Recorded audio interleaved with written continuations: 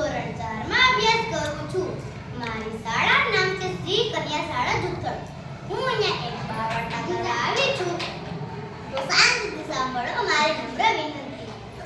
બાળ વાર્તાનું નામ છે એક આળસો કાગડો અને મહેનતુ ચકલી. એક મોટું જંગલ હતું. જંગલમાં એક ઝાડ હતું. ઝાડ ઉપર એક માળો હતો, સળિયેથી ભરેલો. અહીંયા ત્યાં બધું જ બેઠે કાગડાભાઈનું. એક માળો હતો ચકલીબેનનો, ખૂબ જ સુંદર અને શણગારેલો. એક દિવસ ચકલીબેન ઉનાળામાં ચોમાસાની તૈયારીઓ કરતા હતા. તે કાગડાભાઈ આવ્યા અને ચકલીબેનને કહે, ચકલીબેન, આપણે મહેનત ના કરા, આપણે તો ચોમાસામાં જ કરવાની છે ને. ચોમાસાની તો હજી કેટલી વાર છે. ચકલીબેન તો કહે, ના કાગડાભાઈ ના, ચોમાસામાં તો ગડગડાટ વરસાદ આવશે, તૂફાન આવશે. અને આ ચકલીબેનની વાત કાગડાભાઈ ના માની અને જેવું તેવું ઘર બનાવીને વહી ગયા. એક દિવસ તો એવું થયું, ગડગડાટ વરસાદ આવ્યો, તૂફાન આવ્યું અને કાગડાભાઈનો માળો ઉડી ગયો. કાગડાભાઈએ વિચાર્યું કે પાડોશી ચકલીબેનના ઘરે જઈ ચૂપચાપ બેસી. કાગડાભાઈ તો તેના દરવાજે ગયા અને દરવાજો ખખડાવે. ચકલીબેન, ઓ ચકલીબેન, દરવાજો ખોલો. ચકલીબેન તો કહે, કાગડાભાઈ, થોડી વાર ઊભા રહો ને, હું મારા પપ્પુને નવડાવી રહી છું. કાગડાભાઈ તો થોડી વાર ઊભા રહ્યા અને ફરીથી દરવાજો ખખડાવે. ચકલીબેન, ઓ ચકલીબેન, દરવાજો ખોલો, મને ઠંડી લાગે છે. ચકલીબેન તો ફરીથી કહે, કાગડાભાઈ, થોડી વાર ઊભા રહો ને, હું મારા પપ્પુને કપડાં આપી રહી છું.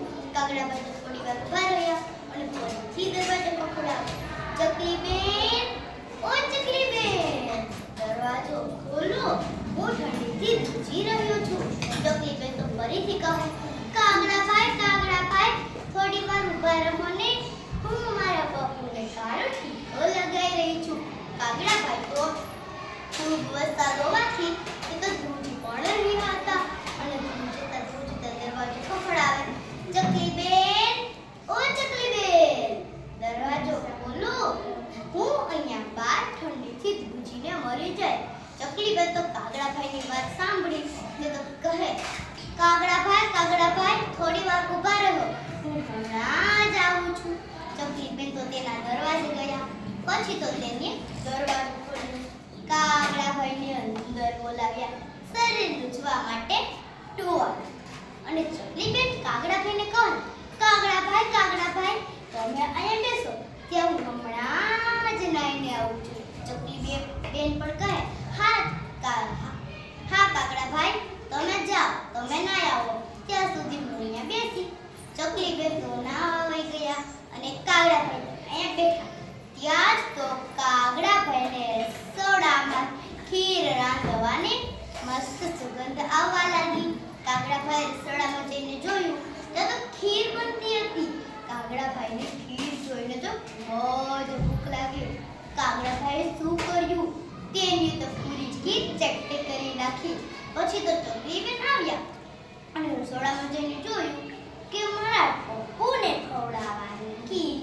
આ કાગડાભાઈએ પૂરી ચટકે કરી નાખી. ચકલીબેનને ખૂબ જ ગુસ્સો આવ્યો.